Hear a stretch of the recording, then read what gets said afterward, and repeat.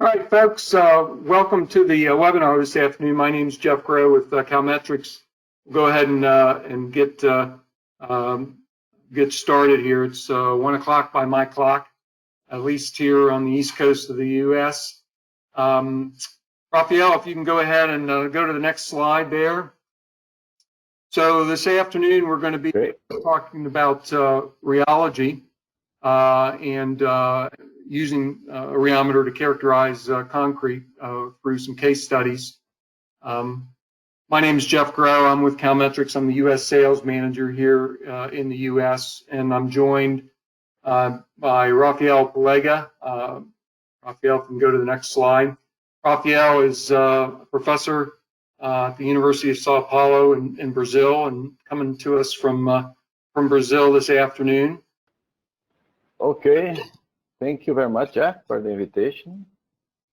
I think it will be a good opportunity to discuss a little bit what we have been doing in rheology and why we have been working on that topic, especially concerning cementitious materials. Just a brief introduction about the meaning and the purpose of what we are doing. Everybody knows cementitious materials are the basis of the modern society. And this will be really more important for the future if we scale the sustainable goals of all the discussions about the infrastructure or sustainable infrastructure will be a rule in the future of society. So we need to concern and think what we have been doing and what changes are needed for the future regarding to cementitious materials. Because one thing is sure, regardless of any new change that we expect, that society needs to build much more faster and in accordance with the sustainable development goals. So we have a task when we look to cementitious materials and talk about concrete. I'm a material science engineer, I'm not a civil engineer, and I'm not a guy that works only with concrete, mortar, cement-based materials. I normally define myself as a guy that works with concentrated suspensions. So when we think about that and start imagining how concrete needs to be for the future, we need to think about concrete and how it needs to be for a sustainable future. And we know that we need to cut emissions, CO2 emissions for the concrete. So this is a task that we need to follow. But we also need to cut water in our formulation, because despite it's easy to produce flowable concrete with a lot of water, then a lot of cement, then a lot of CO2, and water is also to be very scarce for the future. So we need to take care about our water source. We are merging a lot with new fields of materials, new raw materials. We are in the center of circular economy. New supplementary cementitious materials, new binders, residues for different kind of sources are coming inside of our concretes. Our process needs to be energy efficient. It means that I cannot pump using so high pressure like I use nowadays. How to reduce the energy that is embedded in our process is also important. Materials needs to be easy to use, because we need to have increase our productivity, our efficiency in the systems, and we don't want to work in bad conditions for people, and because we don't want slaves, we want to work in good health for everyone. We need to develop durable materials to increase sustainability. We need to improve performances so we can reduce the amount of material that's needed. Now we need to cast or change the shape according to give functions to our material. We can work with functional graded material. We can work with functional designs that we can merge different properties like mechanical strength with insulation, with acoustic insulations, and any other properties that we can need. And we need to be prepared for a future of automation. So we have much more demands for what we expect for the future, but most of these are now really being used times in the market. So despite this vision for the future is what we need to do now, because if you look at the end, if we do this kind of concept in the right way, there's also a lot of efficiency, a lot of money in the end of this road. So it's a good way to think.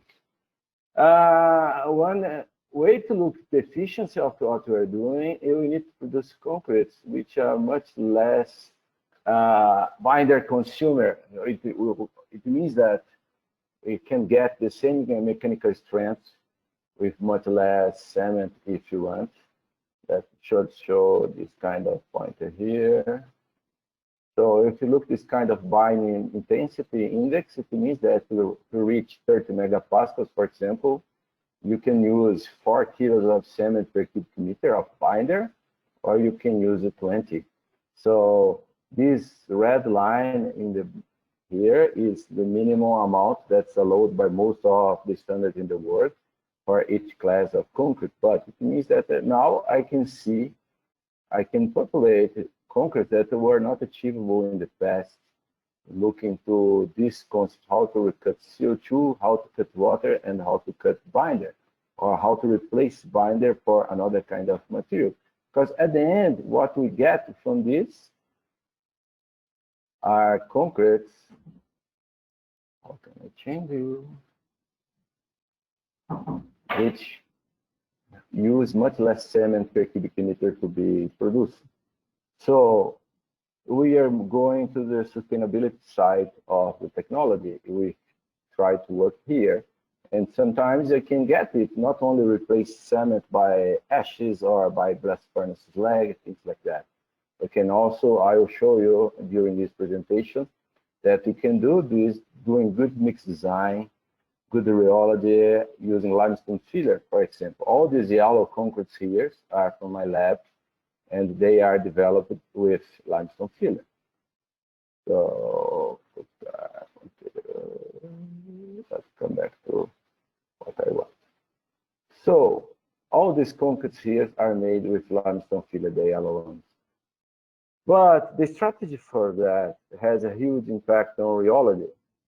So rheology, to achieve this kind of high efficiency materials, needs to use low water content. So at the end, we need to produce materials with less pores, higher durability. All the properties at the hardening states go better, less shrinkage. But it's not so easy, because cutting water creates a huge problem in workability sometimes.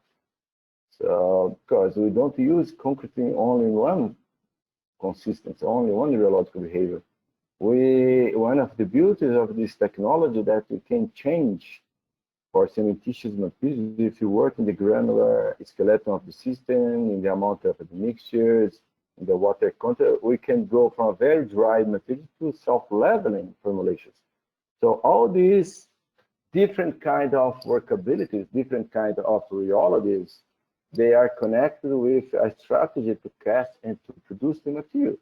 So it's not easy just to cut water upon a formulation that should be self-leveling, and maybe you can get a dry material. So the magic is how to manage workability.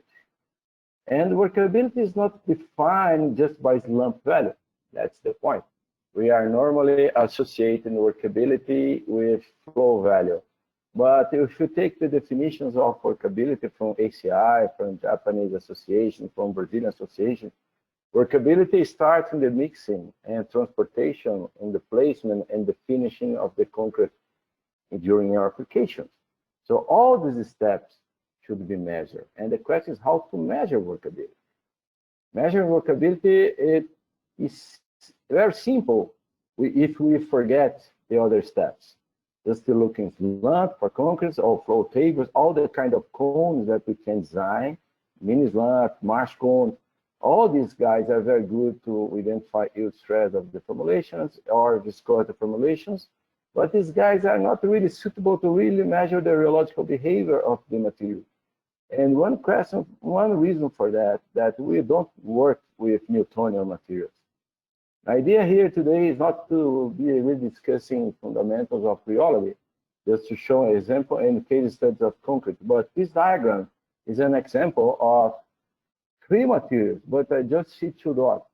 all the models, all knowledge that we have behind the slump value that we are measuring in the shear stress, shear rate graph, we are measuring something equivalent to the yield stress. That's the point here at 0 shear rate. But if we look, we can have formulations with the same yield stress, the same flow value, and the ratio between shear stress and shear rate is the lower graph here. It's the viscosity of the system, apparent viscosity, completely different materials. So despite to have the same flow value, for example, for this kind of examples A and B, material A has much lower viscosity than material B at high shear rates. And the material C, which is much more flowable, with much smaller yield stress, has much higher viscosity at high shear rates. So when I started my career in refractory concretes in the 90s, this was the question: why formulations which are much more fluid, much more flowable than others cannot be pumped? And one explanation is here. When we are measuring materials with this kind of technique that we assume a single point test, because they are restricted to certain shear rate range, we can measure different perspectives of the materials. If we work in this range of shear rates in this example, we know that material B is the highest viscosity compared to A and C. But if we move to this shear rate, we can see that A and C have the same viscosity. And if you go to higher shear rates, we have another trend. So single point tests are restricted in shear rates. So I can develop a single point test to very high shear rates, to very small shear rates, intermediate shear rates, but they have this concept. They cannot extrapolate behavior to other shear rates. And if it was only like this, it would be simple. Because, okay, I can measure 2 points and extrapolate a line and get a behavior. But we know that we are dealing with Newtonian material. So this kind of linear curves maybe sometimes are not real.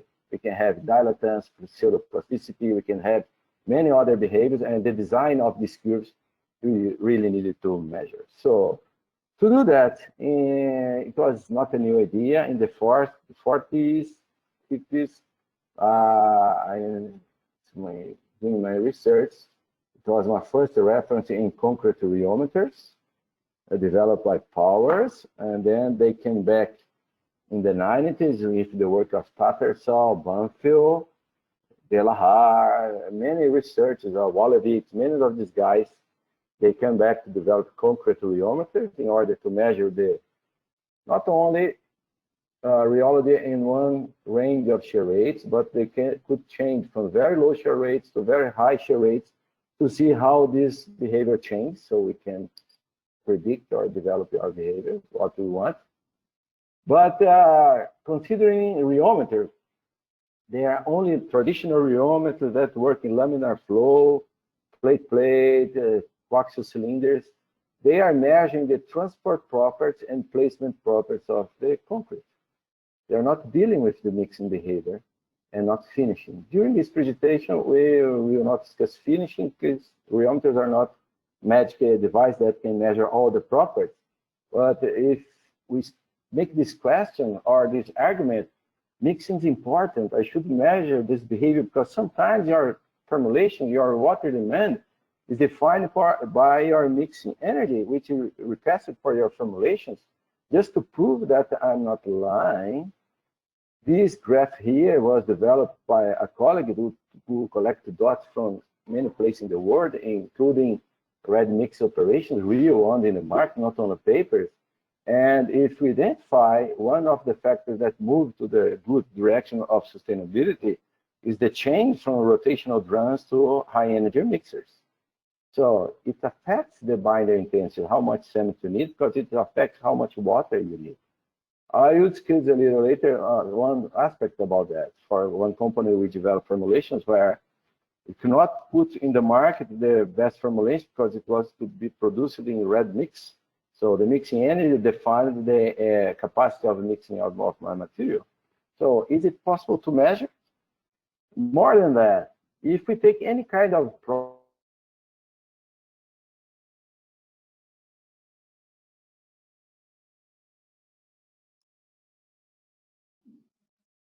Okay, Rafael, I think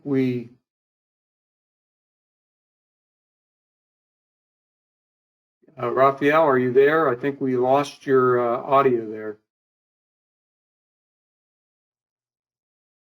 come back? Yes, you are back. In which point did you lose? The last slide was okay? Yeah, no, it's just within the last really just few seconds. You came back quick. So coming back, if we look to any kind of industrial process that we have, if you split it in mixing, transportation, placement, if we look to the spraying, the nozzle that we extrude the material, each step has specific demands regarding rheology. It's what we call now rheological moments. So sometimes we imagine that I can develop a material for a specific application in my lab. Now, when I go to the field, it doesn't work. Because in my lab, mixing energy is enough for the small volume that you mix. You have energy in your pump. You have everything under control. And you decide that your controlling mechanism or your controlling tool is slant. And you go to the field, you get the same slant. But maybe for the other rheological moments, for the other steps in the technology, this was not enough. So we have to trace, we have to look after all these steps. So we need to extend the characterization, not only for placement and transport, we need to measure mixing and finishing if we can. So this is the ideal way to look at workability that gives you a powerful tool to develop a more suitable formulation for your needs. If it's sustainability, you can cut cement. If you want to reduce cost, or add some new raw material, new supplementary cementitious material, new gravel, then we need to see the impact in the different steps. So this is what we are really doing. When I started with this view, I was working with Trex at that time, and many years later, I started developing rheometers. I came to Fezo, the kind of rheometry that's a kind of a mixer rheometry. It's a kind of new concept for concrete because we are skipping from all this laminar approach that's really suitable for very homogeneous materials, but formulation with aggregates, with sand, heterogeneous material, there's no real laminar flow inside a small volume like a bowl. And the Fezo is this machine that Calmetrix is selling in the market. So I don't need to explain a lot about Fezo, but one characteristic that this impeller that we have here can work in central or here or planetary position. And in planetary position, this impeller was inspired by this kind of a 3-turn mill. So this is very efficient mixer. Of course, if you want to change this impeller for a vane tool or for a coaxial cylinder or for a plate, you can change. They are changeable, so it's not a constant geometry machine. You can change it.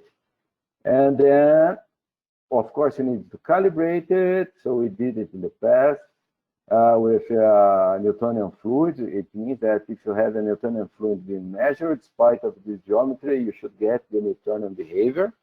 Is what we get in these curves in the bottom part of this slide. It has a higher torque, but one thing to measure rheology is that the highest torques are not present after the material is mixed. The highest torques, they are activated during mixing, due to the agglomeration process, to the capillary bridges that are formed, everything. So the torque range should be very high, which allows Fezo to work very fluid material to very stiff, also with dilatant material. So it's a computed machine. You can change pellet, you can change bowls. So we can, with this kind of geometry that is geometry for mixing, we can also run long-term tests. Because if you have this kind of homogeneous like this kind of homogeneous or laminar flow geometries like cylinders, like plates, like vane, you induce phase separation during the test because you have a lot of inertia and gravity working in the large grains. So it's very difficult to run long-term tests, even for very fluid materials. So you cannot measure the kinetics of consolidations and fit it with your calorimeter, for example. So we can run mixing, we can run traditional shearing cycles and long-term tests in planetary sampling position, which gives us a very good capacity to work with a very broad range of materials, from very fluid materials until very dry, soft materials, and also with fibers. It was designed to work in lab, also in job sites, so it's washable, it can be used, and we can change the bowl for large bowls to small bowls, so we have a range. Now moving to experience and the results, like was the idea of these presentations, I select 3 cases here that were very nice solved with FASO. First one was how the shape of aggregates affect the mixing and the rheology, but aggregates with the same size distribution. So we select aggregates, coarse and fine, rounded and laminar aggregates.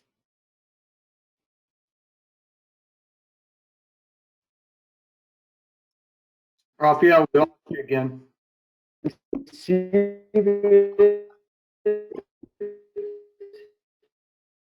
We create exactly the same size distributions. So we have here for both laminar and filler. Hello? Yeah, can you hear me? Yes, we can hear you. Okay, for the same size distributions now. And then we test the same formulations. It means that for any kind of quality control in a ready mix plant, it's the same concrete. We combine it in pairs, and we measure the shape of all our particles using dynamic image analysis. So now we have this technique takes several pictures of particles in a kind of curtain of the aggregates that are falling. Then we have all the shape factors. Sphericity, aspect ratio of our grains, which I can show you here. So if you go closer to 1, you are more spherical particles. If you go to the other direction, you are escaping from sphericity. So the orange one here is more rounded material than the gray ones in this graph. This is for the sand, for the fine particles. And the same for the aggregates. So we measure this because we want to correlate with properties. And then we combine coarse aggregate that's rounded with a fine rounded, laminar, laminar, coarse, laminar, laminar, coarse. So we mix these guys. And this is the kind of graph that we take from FASO. This is a torque time. We kept the speed constant. And this curve here shows the torque evolution in time. So this is where we mix the dry mortar inside the bowl with this geometry here. Here is a homogenization step, and then we add water here with dispersion agent, 90% of the water.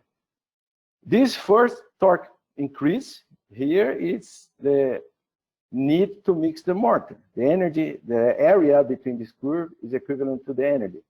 So then we stop to make a homogenization and add the large aggregates here.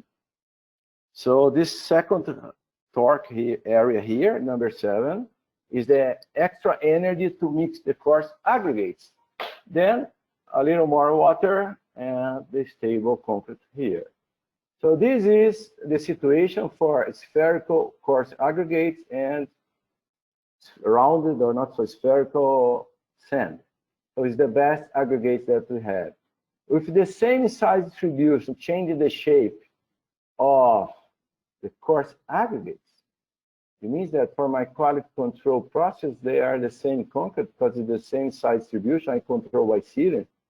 We see that we have equivalent mortar mixing energy. The first step is the same sand, but then just adding the coarse aggregates, how the area increases. So the torque value increased and the area increased. So the mixing energy increased in this process.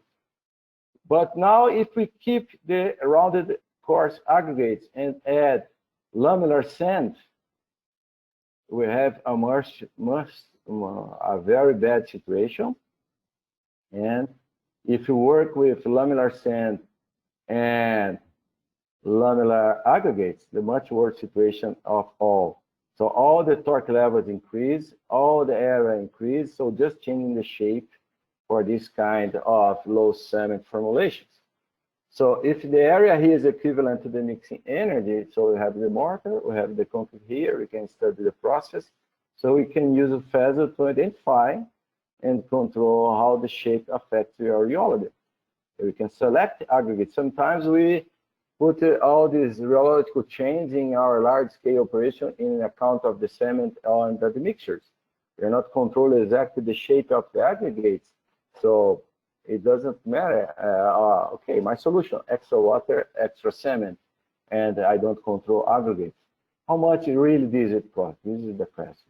If we look to torque and rotation, so the equivalent to stress, shear stress to shear rate, because you are not working with lamellar geometries, you cannot calculate really shear stress, shear rate. So we work with equivalent, that's torque and speed. So as we worsen the shape, we increase the yield stress, the beginning of the curve, and we increase the viscosity, that's the angle of the curve. So if you change from the black to the green, we are really worsening our formulation. So flowability is lower, and the torque needed to pump, the stress, the energy that you need to apply to move this guy at very high shear rate is much higher, just changing a little the shape of your aggregate. So this is the kind of result that's not possible to be achieved with only rheometry. We need to work in mixing geometry, because in one single test, we can mix and we can run the shearing cycle. If you wanted, you could keep the rotation for a long time to see the kinetics of hydration. Another example that's quite interesting for us, it's quite recent.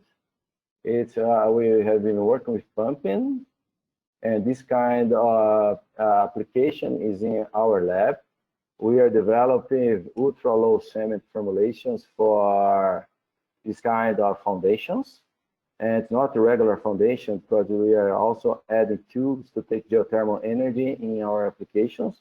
And if you look to the right picture, it's a concrete that needs to be mixing in a rotational drum, it's a truck, and then be pumped for something like 100 meters at most. And then we use phasor at job site to control the rheology. And of course, we use it to develop it. I want to show you the control of the rheology. And for this application, during development, we work with this company. And we know that formulations that are between this dot line here can be pumped. Formulations even with very high, low yield stress, which means that they are flowable formulations in this range, outside of this dashed area here, they cannot be pumped. So what we decide in this development, okay, we work only formulations inside the range. Our specific needs of our foundation with a lot of tubes inside, we also define to work with very flowable materials with low viscosity. But at the end, concrete that had with equivalent flow values, all these guys here have similar flow values, we need to define a second terrain area, that is this lower one, that only these concretes here can be suitable for our application. Because after pumping, we need to skip all the reinforcement inside this very long 16-meter hole with concrete. So if my formulation was not like this, all these with equivalent flow values, for example, like this, the formulations like red here, all the reinforcement should be blocked before getting to the end. So it's a secondary rheological moment. It's not only the rheology for pumping, it's also only the rheology for putting the reinforcement inside. So all these applications are also relevant and important. So Another case, that's my third case, going to an end of the presentation. That's also a very interesting case. It's not so new, but I really like this. But a company came to me with this complaint. Okay, if you change my cement, I change the demand for superplasticizing in my formulation. So it was not really easy to understand at that time. So we ran the test. We reproduced his procedure. After mixing the concrete with some first preliminary admixture, then add the superplasticizer 15, 30, 60 minutes later after the first mixing.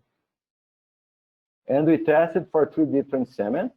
He complains against cement A. He would like to use cement B, but he was not allowed that time because he was from a competitor. And he also tested CP3, that's a Brazilian cement with a lot of slag. So just this change, these 3 cements, the same concrete formulation, with here, a lot of cement, a lot of aggregates, a lot of water. So it's a commercial formulation. A very flowable material according to the flow test. And these are the results of flow values for the different times of admixture addition. 15 minutes later, 30 minutes, 1 hour. For the 3 different cements, you get the same trend. You have a flow loss in time. And the complaint is that one of the cement 2, needs more admixture than the other. Cement A or 2, I don't remember, one of them. What's important then, after this flow loss, we ask the guys, do your procedure to recover the flowability and the procedure to add extra water to come back to the original yield stress, the original flow value. So this, it's a picture of the flow values of the concrete that we test in FESO. This kind of geometry. And the first results were quite interesting because the cement A or the cement that he was complaining, in FESO, we didn't see so big difference in rheology. 15, 30, and 60 minutes after, we just see a small increase in the yield stress.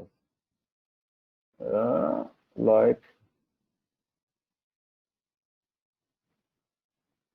here, there is a small increase in the yield stress of the cement that he was complaining against, but the viscosity, the flow, the torque needed at high shear rate was constant, was the same. So he took a decision based in flow value, based in the yield stress, not based in viscosity, and should be a pumped concrete. So what's the problem here? When he added extra water, the new concrete that he gets at the end has the same flow value than the previous one, the desired one. But the torque profile changes a lot and start having phase separations and very low viscosity at high shear rates. And then due to this segregation, it becomes difficult to pump. The material starts blocking. Then he needs to put a lot of other admixture to recover the cohesiveness of the system to come back with the flowability and could be pumped. In my view, this concrete didn't need extra admixture or extra water. Just put inside and pump. But the flow-based decision tells you, okay, you're reducing your flowability, so you need to put something or water or admixture. But we need to be careful regarding that because this correction induces the segregation in this formulation, this kind of flat purple curve here. The cement he wants to use was like this. In fact, I assumed that was the dream cement to everybody. What if you see for this cement, according to time, what increases the yield stress also increases the viscosity.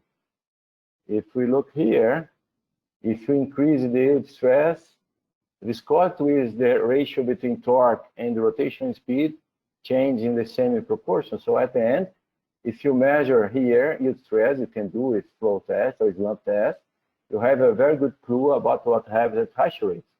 This is what is desired, but for this it was okay. let's come back to my presentation. I did something wrong. But if we see, we end with the extra water correction. There is not so big change in rheology, so it's more, the behavior is more suitable for the needs of the application. It's not a better behavior. So it's changed in a way that the change in yield stress can predict what happens at high shear rate. But this is a particular characteristic of this cement. Other cements also even worse. If you work with slag cement, spite of the small increase in the yield stress, the first we have high torque at high shear rates, then we move to the blue one, very low torque at high shear rates, and then start increasing again, even more crazy. And with extra water, we change again, start also having dilatants. So all the decision that was based in flow was based in this diagram, where torque has a very good relation with yield stress. I will prove to you in 2 slides from now. So all then increase the torque at very low shear rate, that's equivalent to the yield stress. They behave the same with different ratios, but they are equivalent behavior.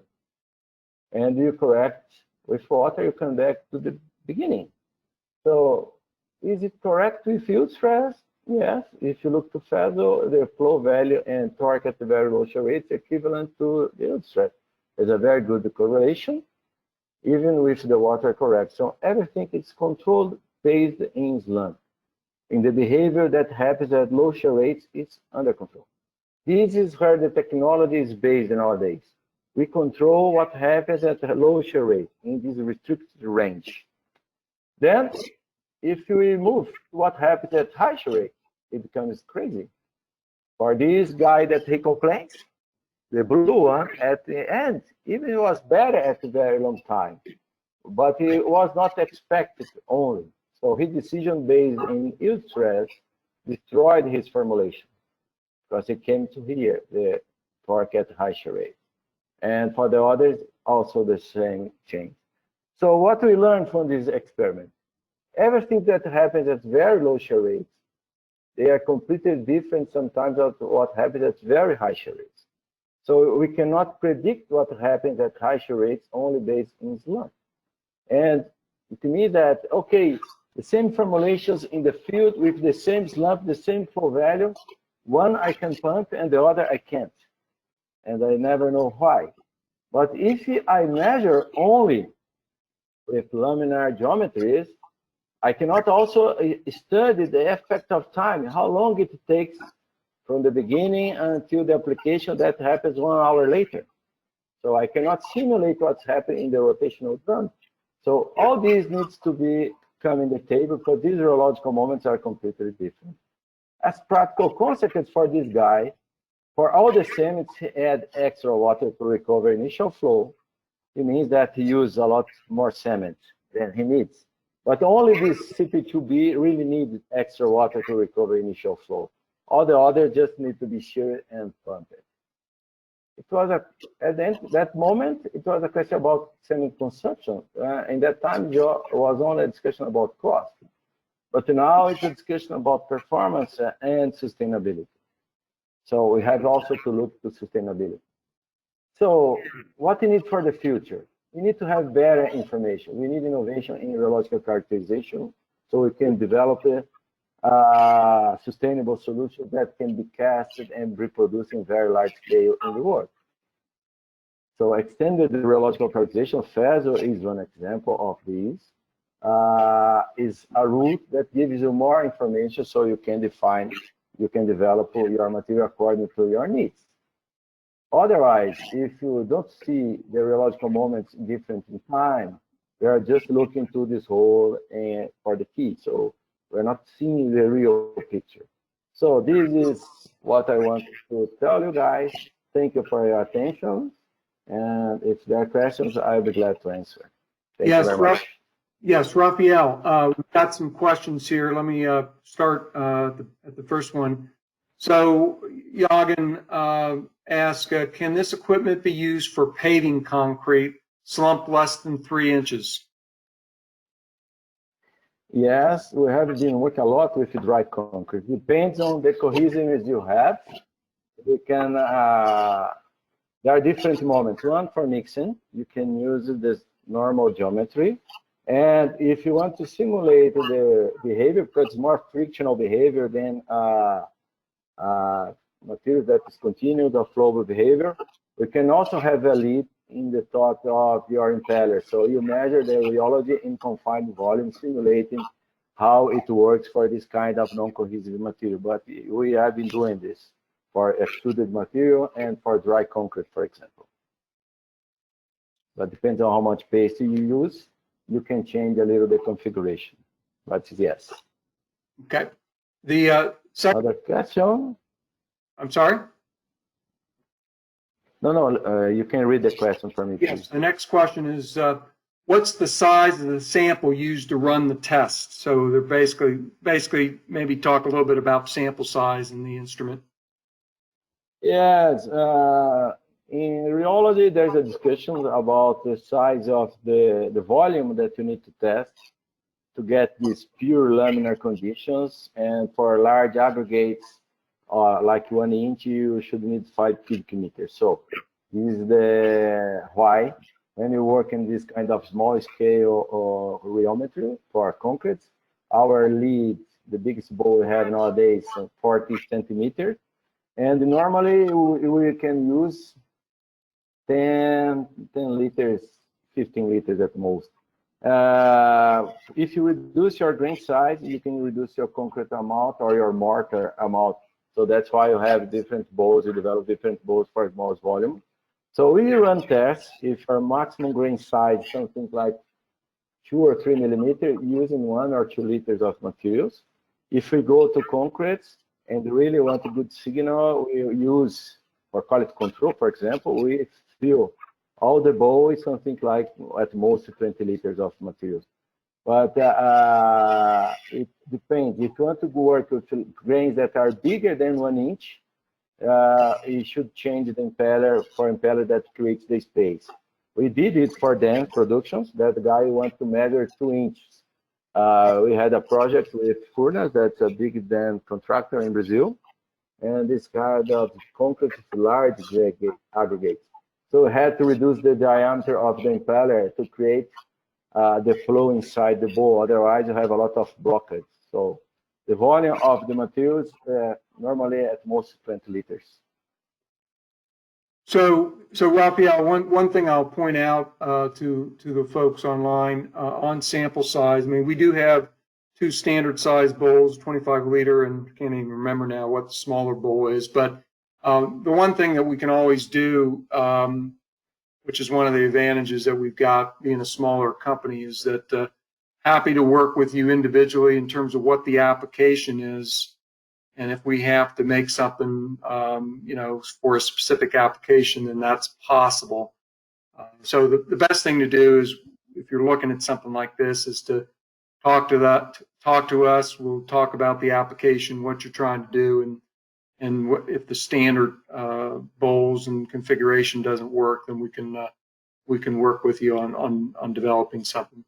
The other question, Rafael, is in the pumping example. Was workability through the pump examined? How did it change with pump configuration, if at all? We didn't run tests like guys from that work with this pressure distribution in all the pipelines. What we did for this pumping application is to work with the formulations, we define a distance, and we change it for 2 or 3 pumps. And we calibrate the rheology regarding to the success of pumping in the process. We measure flowability before and after the pumping in the process, but we didn't measure the pressure decay during the pipeline, so we really could get a more precise picture about what's going inside the pipeline. So what we use, how we use feather for pumping, we calibrate this area that we call it the target for pumping for that configuration. Since we also can work in pumping, in two configurations. You can have a grid in the outer part of the vessel to avoid the flow of the material through the walls. But for pumping, we try to remove this grid. So we also measure at the same time the rheology and the friction of the material to the walls. So it's what we did. And after we calibrated with each vessel for that machine, for that pump, for that distance, what's the rheology that's suitable for application, then we come back and only use vessel for quality control and develop for that equipment. But up to now, there is no theoretical correlation between the bowl, the impeller, and the pumping condition, because it also really affected by the density of the material that we don't control, depends on the application. So that's what we did. Okay, a couple other really good questions here in the last few minutes. Can this be used in 3D print mortar, and what parameters can be obtained for 3D print mortar development? Yes, it can be used in 3D printing. In fact, last year I spent 6 months at ETH and working Robert Platt Group, and they have a vessel there, and my collaboration with them was to define routine procedures that they can use to measure 3D printing. Many things that they can do. One, compatibility, of course. Other one is when you add secondary admixtures, you can see all the kinetics about how change the rheology. For example, you're using an accelerator in the nozzle. Since you have a mixer rheometry, we can add and see the rheology change in time. Also, for example, they are working with this kind of batch production, where they produce a retarded mortar or retarded concrete, and then they accelerate in the nozzle. So the kinetics of retardation we can measure in time. How the rheology changes in the bucket, for example, because you can work very slowly and for a long time. So we also can match the time-based rheology measures with heat of hydration measures to understand if you are having agglomeration or some really flocculation process due to the hydrations. So we are measuring stability in time, we are measuring the mixture in the system. Also, we can measure buildability because we can add the accelerator to see how torque increases, to see how change the rheology after the nozzle. Pumpability, and also can use to develop formulation, because now, for example, if you have a good 3D printing formulation for your process, but you need to cut water because they are using a lot of cement. So if you have this target for different rheological moments, now you have what to develop for different steps. And in this kind of continuous process, you start from mixing until the 3D printing, you have much more, your precision in the different rheological moments needs to be much bigger. So you can really measure how small changes affect the rheology. For example, if you change the fine content in your sand, if you change the calcium sulfate in your cement, if you change things like this, we are using to measure this. So people from ETH is only using for digital fabrication 3D printing. So you can imagine a lot of things. Great. Okay, great. Couple other questions here. We'll keep going. Daya, I'm not sure if I'm pronouncing the name right. Is there a way to relate cement paste rheology with fresh concrete rheology? Depends, Daya. Depends on how much, depends on your concrete formulation. There is one aspect when you are working with heterogeneous material, what we call the dominant phase in the system. If your paste is the dominant phase in your concrete, you can have a direct correlation. It's equivalent to say you have a lot of paste, but it's not only this. If you have a very good pack in your aggregates, you have a small porosity between your large aggregates, so with a small volume of paste, you create a big distance between these particles. So your paste is the dominant phase again. So you can do this correlation if you have the dominant phase. When you started cutting the paste content in your concrete or worsening your aggregated distributions, and now the dominant phase is not the paste, are the large grains, which the friction between the ends is starting ruling the system. then you lose this connection. But if you have a formulation that has good flowability, where paste is dominant phase, you can have a direct correlation between the paste and the rheology of your concrete. Okay, that's great. Andy has asked, do you have any examples of how a owner agency has incorporated rheology type testing as part of their acceptance program? Owner, I don't know, understand exactly what owner agency well, I think means. probably, I think it's a company. probably what Andy is saying, I suspect, is you know, some type of a regulatory agency. Maybe Andy, if you want. No. I know for now the first rheology standard is for paste, cement paste. It was published by ASTM 1 or 2 years ago. We know companies that are using rheology for your quality control process and for all your procedures, like this concrete company that we work now. All developments are based and controlled by that, for example. Yeah, I think what he was referring to, owner agency, Thomas. Yeah, like DOTs, Department of Transportations, is an owner agency. So those are oversight agencies that might be supervising a project. So that's what he's talking about. Okay, no, it's not standard nowadays. So one other question that Andy had is, any work done on post-tensioning grouts to determine segregation potential? If not, could this be done with this device? Yes, we don't did any work in segregation for post-tension, like you explained, but we did a lot of work in segregation using FASO. There are two ways of doing that. One is keep rotation constant and see the segregation in time. The other one that you can move the head of FASO up and down constantly. And what we have, another impeller with less blades, and we measure the torque in different heights of your bowl. So we start measuring in the top, and we move slowly to the bottom, and come back to the top, and go back to the bottom. And we monitor the torque in time. If you have some torque change that is not associated with the hydration, it's for sure associated with segregation. So what we did in this study is to create a criteria. We compare with segregation columns.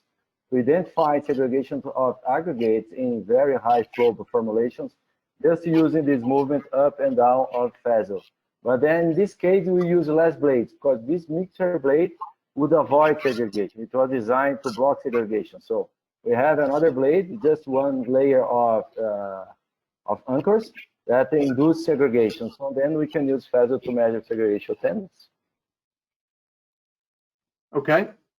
Yeah, I think Andy, I think a follow-up question to that, I think to, you know, on that question was in terms of using rheology instead of slump. I'm assuming that's that was a follow-up that Andy, you know, in that same question related to tensioning grouts, post-tensioning grouts, to use rheology instead of slump measurements. Yeah. Okay. Okay. So hopefully we got all your questions answered. We'll stay here as long as people are online. And yeah, they did another case using rheology instead of slump. Yes, normally we don't do slump anymore. In fact, we do slump when we work with companies that need slump because it's in their procedures, their standards. But in all our developers, we replaced the slump by rheological measurements. I mean, it's fair to say, Rafael, right, that, I mean, the difference between slump and using a rheometer, it's, you know, slump is basically a single point type of measurement, whereas when you're making these kind of measurements, you're looking at a continuous curve. You're looking at how it changes with different types of parameters, versus slump is just a single point measurement in essence. Is that a fair way to? Yes. Right. Yes, and also slump sometimes is affected by segregation. Slump value to be really measured, you need to have a homogeneous flow. But sometimes we have what we call, especially for very high flowable formulations, kind of egg flow. where the aggregates are in the center, you have a ring of base around. But it's difficult and really to need to be very well trained to identify the limits of applications of slump. So despite the number is very well correlated with yield stress and the single point test, the quality of the measure is really affected by the test. So sometimes you cannot use the number, despite you have the number. It also is material with low cohesiveness. You move up the cone and then the formulation doesn't flow, it cracks a little. You take your measure, but there's no physical meaning. So slump is very simple, very cheap, and gives a lot of information to viscous materials. If you start moving out of this, you also lose the effectivity. So for us, it's better to have a more fundamental measure, but we understand the market that technology came here up to this. So to invest in other techs, you need to get the benefit. But what is important for that case we did for the concrete, not today, let's come back to the past, is that all these guys have the same one. Let's come back. This here. That's really the point is, all these guys, right. All these guys have equivalent slump Exactly. and different viscosity. And one guy here with excellent slump, very same yield stress, with higher viscosity like this blue, are not suitable for the application. So we measure the slump information is here, but we need more information for this kind of application. So it depends.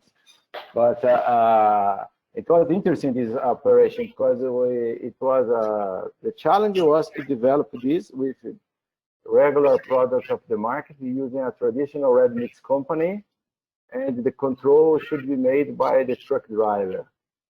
The only thing we did that, okay, when they arrived to the site, we took a sample and measured in the rheometry. First day, it was a really fight because the experience of the truck driver, okay, it will work, it will not work. But after we recorded the right profile, and the guy had some fails during the application, they started by themselves, okay, what's the graph, what's the curve in the rheometer? So today they had confidence about what we are discussing. So there's this kind of extra information that's lumped. When it's correct, maybe you don't have information of the high rates, but sometimes the test is not physically available because you don't have homogeneous flow. So we do slump, but because we talk to the market, but for us, we develop this in stress. Great. Okay, folks. So we're right at just around 2 o'clock, but we will certainly entertain additional questions if you've got them. So we'll stay online here. There's still a number of you still here, and but if Rafael, you could go to that last slide. I just want to make sure your contact information is up there. Of course, Rafael is available through email if you do have some additional questions, or you can get in touch with us. I will be sending out after this meeting in the next couple of days, as soon as I can get to it, a copy of the presentation as well as a recorded version, so you can go back and listen to it if you missed any parts of it. So Arafat asks, Rafael, is it applicable for UHPC? Yes. We have been working. I have a student developing UHPC with low cement content, and the challenge is how to do UHPC with less water. And the challenge for UHPC is the mixing energy in the process.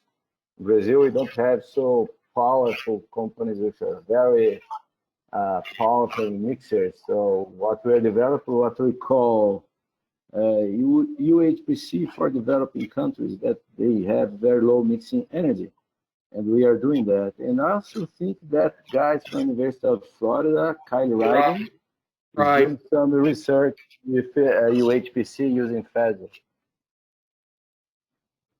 Yes. So the question or the answer to that is yes. But other than that, we'll we'll sign off, and thank you for attending, and please contact us if you have questions. And Rafael, I want to thank you for your time and taking out time from your day. Thank you very much. I appreciate it. Sorry for my bad English, but I hope that you could understand my. You know, I always tell people when they say that, it's like, well, your English is certainly better than my Portuguese, that's for sure. That's not fair.